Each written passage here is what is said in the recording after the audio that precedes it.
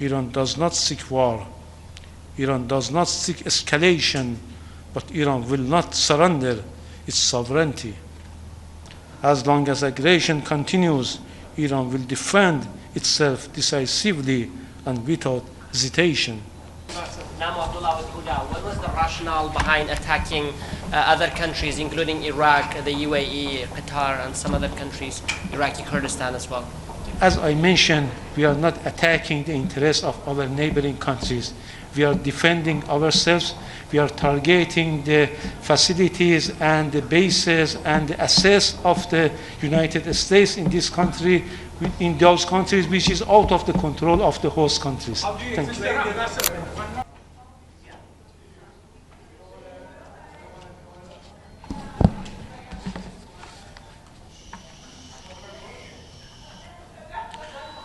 Good afternoon. In the name of God, the compassionate, the merciful, I will make a brief and clear statement. On 28 February 2026, the United States, in full coordination with Israel, launched a second deliberate and unprovoked military attack against the Islamic Republic of Iran. This was a calculated act of aggression. Major cities and densely populated civilian areas were targeted. Hundreds of innocent civilians lost their lives, many more were wounded. This is a flagrant violation of the Charter of the United Nations, especially Article 2, Paragraph 4, which strictly prohibits the threat or use of force against the sovereignty and territorial integrity of any state. It is a direct assault on the foundations of international law. The Security Council convened an emergency meeting on Saturday. The facts were clear. The aggression was clear. The responsibility also was clear. In a reckless and unprecedented escalation, the United States and Israel deliberately targeted the supreme leader of Islamic Republic of Iran and many high military officials. Targeting the highest official of a sovereign UN member state is an egregious breach of international law and a direct attack on sovereign equality. Such conduct endangers the entire international system. The United States and the Israeli regime are deliberately targeting civilians and civilian infrastructure. The schools, hospitals, Red Crescent facilities, and residential buildings were attacked. On the first day of the aggression, the girls' school in Minab, a small town in Hormozgan province in southern Iran, was deliberately destroyed. As a result, 165 innocent school girls were martyred. I repeat it, 165 school girls martyred. Their bodies were recovered from a rubble after hours of rescue efforts. On the same day, similar attacks martyred several hundred students in other cities, including eastern Tehran and Abyek in Gazvin province. But just this afternoon, the ambassador of the Israeli regime from this very podium resorted to lies and fabrications, shamelessly denying and ignoring the crimes committed by this regime against children and innocent civilians in Iran. Yesterday, further strike targeted Red Crescent building, Motahari, Gandhi, and Khatam hospitals in Tehran, Abu Zaz hospitals in Ahvaz, 3 emergency checkpoints in Sarab, Chabahar, and Hamadan, as well as residential building in northern Tehran. This morning, missiles struck a densely populated residential area in Sanandaj in Kurdistan province. The full number of casualties is still being verified. These acts constitute aggression. They constitute war crimes. They constitute crimes against humanity. The United States cannot remain silent. The United Nations cannot remain silent. Accountability is not optional. It is deeply shameful and hypocritical that only the very first day of its presidency of the Security Council, the United States convened a high-level meeting on protecting children, technology, and education in armed conflict under the agenda item maintenance of international peace and security, while at the same time launching missile strike against Iranian cities and bombing schools and killing children. For the United States, protecting children and maintaining international peace and security clearly mean something very different from the UN Charter provides. Words about peace and protection cannot cover act of aggression. Let's make no mistake, there was no imminent threat from Iran.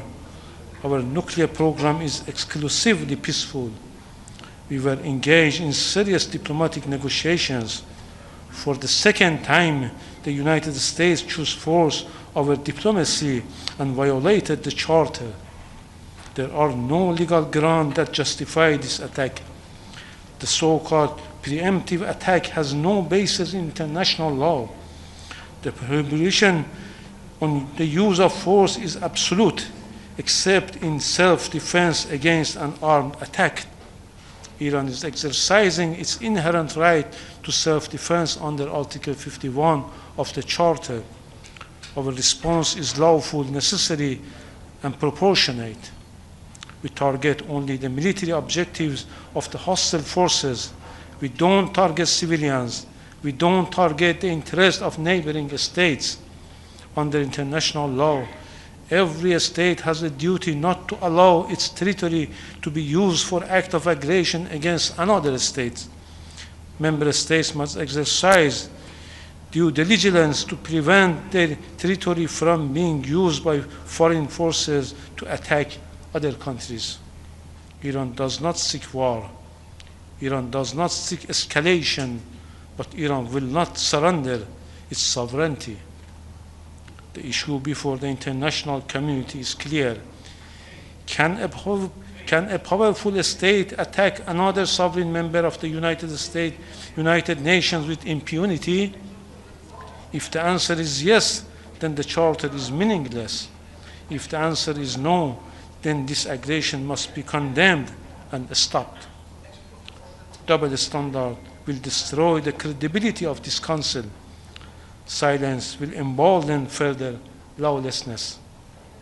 As long as aggression continues, Iran will defend itself decisively and without hesitation.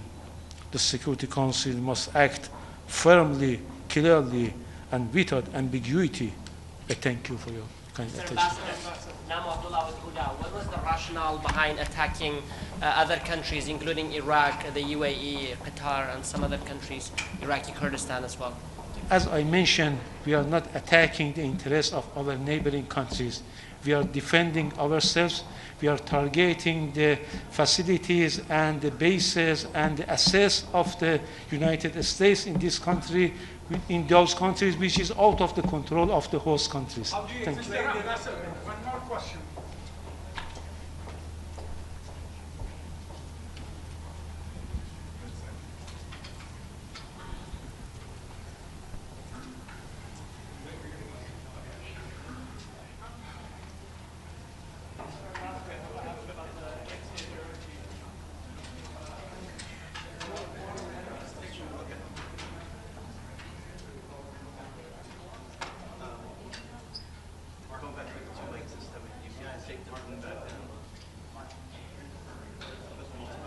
Okay, thank you. It seems like it's the wire. Okay.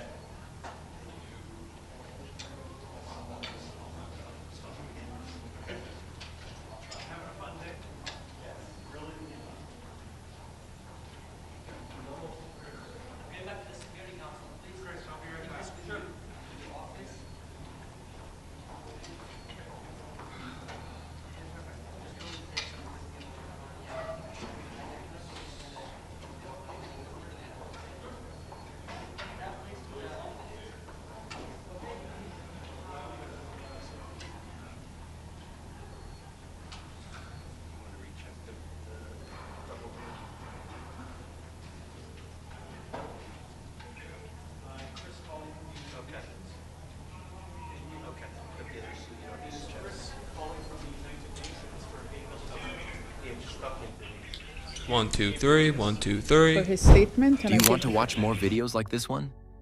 If yes, subscribe to our channel and press the bell icon next to it. We have decided to bring videos on something nobody talks about: African politics, economy, and increasing power. Thanks for watching, and until the next video, stay tuned. Tell us what you think in the comment section. Like and share the video, and subscribe so that you don't miss any of our African videos. It's the best way to support us.